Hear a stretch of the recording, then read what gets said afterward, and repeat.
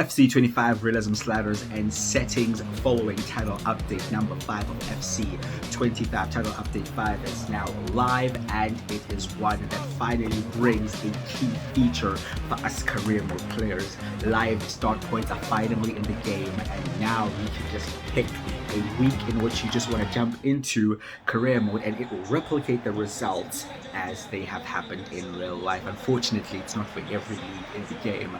I hope that this will be the case in the future, but for now at least we have something. Some of the top leagues incorporate live start points. I believe the championship as well has live start points. That is a big one in my opinion, but the game has slightly changed in terms of gameplay, and we will be fixing that up here today with the sliders and settings that I'll be showing you guys. If you're going to enjoy this video, please do drop a like on it and subscribe as well. I'd greatly appreciate that. I'm going to start things off here with the sliders, then I'll show the settings at the end.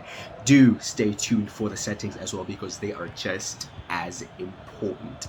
Now, first things off with the gameplay tab, it's going to be custom, because we will be customizing the sliders to how we want them to be. The wind effects are on medium. Anything higher than medium just sees the ball ricochet in all kinds of weird directions unrealistically, so have it on medium. Low is just not active enough in my opinion. Weather effects, I like to have them on, because I do like to see players slip when you're playing in the rain, or them just react with the weather in which they are playing in. You know, I think that is key. Sprint speed has been lowered down to 33. It was on 35 previously. It's now on 33, because I felt that the sprinting animations have been made a bit faster. Right, so to compensate for that, we've lowered it down to 33. The acceleration, however, has stayed the same on 49. This is for both the CPU and the user. The shot error for the user is on 62, and the shot error for the CPU is on 56. We now move on to pass error. The pass error for the user is on 76. That's quite high. And we have the pass error for the CPU on 64, just to add more error in them passing and in yourself as well. Passing, you'll see that we use semi-assisted ground passing as well, and that kind of ties into the 76 pass error. If 76 is a bit high for you, of course you can just adjust it. If you're finding it difficult to create chances and to build up play, and you're making too many mistakes when trying to pass, maybe be it at the back with your center backs, with your goalkeeper, or even finding that final pass, then maybe lower the pass error, but I like it at 76. The shot speed for the user is on 46, lowering it down just a bit, and the CPU is on 45, because in most aspects the CPU already have an advantage over the user, so we're balancing that out right there. Then the pass speed for the user is lowered down a bit to 46 to make the passes a bit slower, and the pass speed for the CPU is down to 40.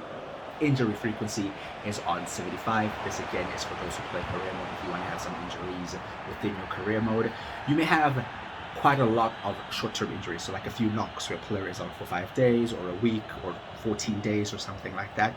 I think that's realistic. I think that happens every game more or less, you know, so 75 for that. And we have the severity down to 33 though, so that the injuries are not that serious. The goalkeeping ability is on 59 for both the user and the CPU, so those are the exact same. The marking for the user is up to 64, giving the opposition less space, having your players to actually be in position to mark and to put tackles in, so they'll be a bit more aggressive. But then the CPU will even be more aggressive because they are on 66. Now, because of the error in shooting, the error in passing, and the marking of the CPU so high, you will see that you tend to lose the ball more often. You struggle to create chances, and you will in turn score less goals. To those who have been watching my career modes, you'll realize that it happens very rarely for me to score more than 2. Very rarely, right? And that is realistic for the level of team I'm doing my career mode with. It's not impossible, but you really have to play your best game and to take every single chance you have for you to score 3 or 4 goals in a game, which is what happens in real life. We then have run frequency down to 38 to make less runs, thus creating less chances. But if you're really struggling where you are having 10 games in a row where that's 0-0, that shouldn't be happening either, so maybe increase the run frequency there. The line height, length, and width have not changed at all throughout FC25. I've had the height on 60 consistently. We've had the line length on 36, and we still have the line width on 48. So those for me have been perfect. Do let me know in the comments if those have worked for you guys. But that's probably the most consistent set of sliders that I've used throughout. I don't think I've changed them since the first day. They have just been perfect for me. I'll also say the fullback positioning as well has been just right on 80. And of course you have the power bar that's down to your personal preference. I have it on 50. And then finally the first touch control era, the user is on 14.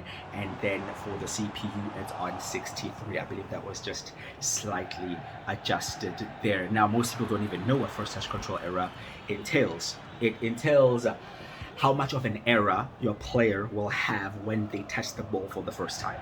Be it a pass, be it a shot, be it a tackle, right? The lower the error, the more likely you are to get the desired outcome. So if it's a shot, you have a higher chance of the shot being on target or it being a goal. If it's a pass, you have a higher chance of it actually going through, right? The problem here is, again, the CPU are highly favored in those 50-50 battles. Like for example, if you go in for a tackle against them, you'll find a situation where you tackle the ball and the ball somehow ricochets and they still have it. Or you tackle the ball and you just touch it but your player doesn't win it cleanly. This kind of fixes that. So I highly recommend these settings right here.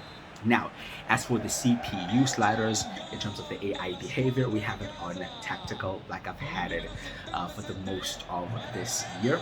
If you guys want to make it more realistic, check out the very first slider video I did for FC25. It is on the channel and I will link it in the description below.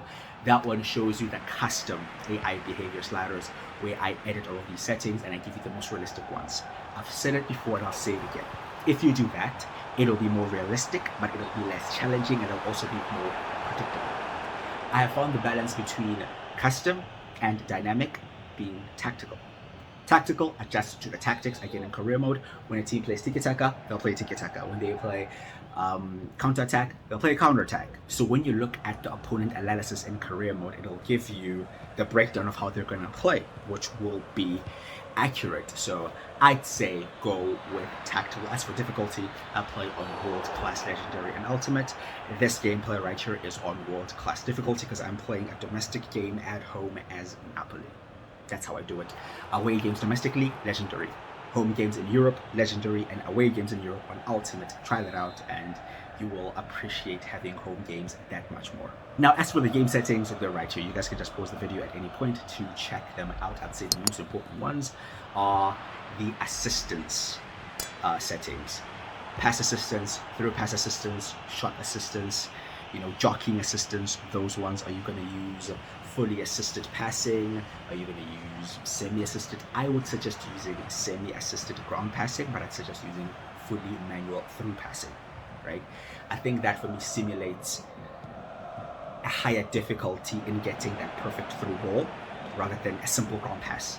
I used fully manual ground passing, but I found it to be unnecessarily too difficult, especially with the super high pass error, right? So I'd say do that. You will find it difficult to find the through balls, especially between defensive lines, because we have made everything more compact with the line length, with the line width adjusted and everything. Everything is more compact. So finding a ball right through defenders is that much more difficult, but I think it should be that much more difficult, right? And then I use, of course, precision shooting and everything like that. You've seen it, right? In terms of jockeying, go with manual. Don't go with assisted. Assisted for me is way too easy. Go with manual. I did assisted at the early parts of the previous title update, but then like a day or so later, I went back to manual because assisted is too easy and you almost never concede any goals. So use manual. If you guys want to make things even more difficult, again, I always say it, you either want it to be a challenge or you want it to be realistic. You choose which side you wanna, lean on more. If you want this to be more difficult and you find these sliders and settings a bit too easy, turn on competitor mode. Turn on player-based difficulty. I'd start with player-based difficulty first and then play a few games and then I'd go with competitor mode. Again, it's going to lower things down on the realism, but it's going to make it more challenging. However, I find these just perfectly challenging, and I find them great as they are. As always, do let me know your thoughts down in the comments. Drop a like on this video if you have enjoyed it, and please do subscribe to the channel as well. On the road to 5,000 subscribers, I appreciate everybody who has signed up as a member. The link's down there to get first access to these videos, to the Discord, to exclusive content as well. So do make sure to get involved. Also, make sure to check out the career mode series we have running on the channel. Very exciting stuff over there. But I've been with you, Crusher, and I'll see you guys next time.